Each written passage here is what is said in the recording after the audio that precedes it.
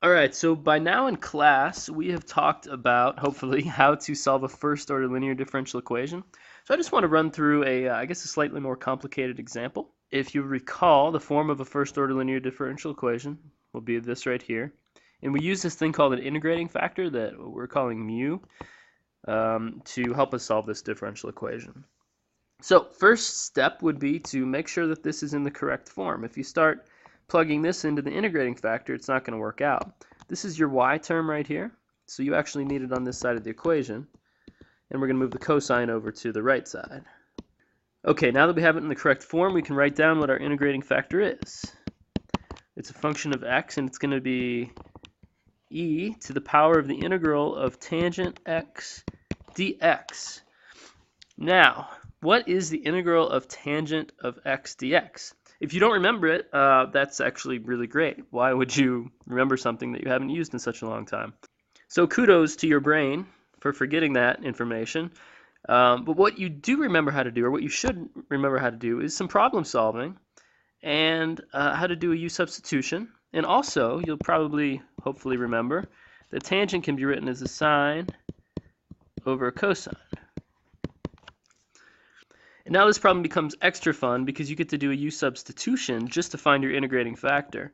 I'll put it in right here. If you set up u is cosine of x, du is going to be negative sine of x dx, and you end up with a 1 over u du with a negative sign in there. If you work that out, you'll end up getting e to the negative natural log of cosine.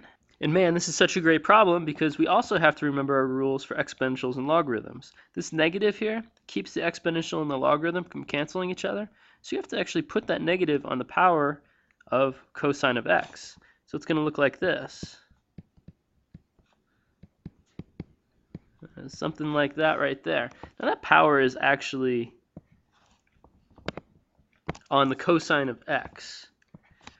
So you could call that 1 over cosine of x is secant of x. So this is e to the natural log of secant of x. Okay, and finally now we can cancel the exponential and the natural log. Phew, and we get our integrating factor is the secant of x. Now I'm just popping things up on your screen pretty fast here. I don't want you to waste your time watching me write. So if you need more time, just hit pause on your browser. I'm just going to kind of run through this.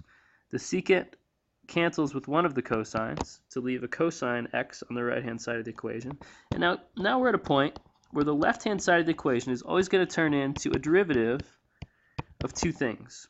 And those two things should always be the dependent variable, that's y, and the integrating factor, that's secant x. Now you're at a point here where if you've made a mistake, you should know, because this derivative should work out to be the line right above it. So if you try to take this derivative, you write down y times the derivative of secant x. The derivative of secant x, if you don't remember, is secant tangent. You can figure that out with the quotient rule. Plus the second term, that's secant of x, times the derivative of y, which is just y prime. So this actually checks out right here, and that's a check that we should make every time we do one of these problems. Now, the goal in solving any differential equation is to get y as a function of x, if those are your variables. And to get y by itself, we need to get rid of that derivative there. We do that with an integral with respect to x. The derivative and the integral cancel, and the integral of cosine of x is just sine of x plus a constant. Now if we want to get y by itself, we divide through by secant, which is the same thing as multiplying through by a cosine. So I'm just going to do that. I'm going to write down cosine of x times sine of x plus c times cosine of x.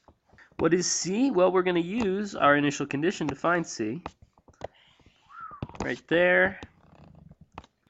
We're plugging in x equals 0 and y equals 3. So cosine of 0 is just 1. Sine of 0 is 0. Cosine of 0 again is 1. So you have c equals 3. And the final answer to the solution of the initial value problem is then this line right here.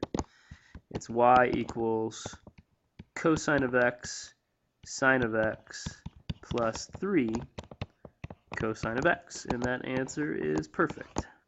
Okay, I hope you liked that example. That was a pretty quick video. I want to give you a quiz now. Okay, here's your video quiz. solve that initial value problem right there. Good luck, and I'll see you all in class.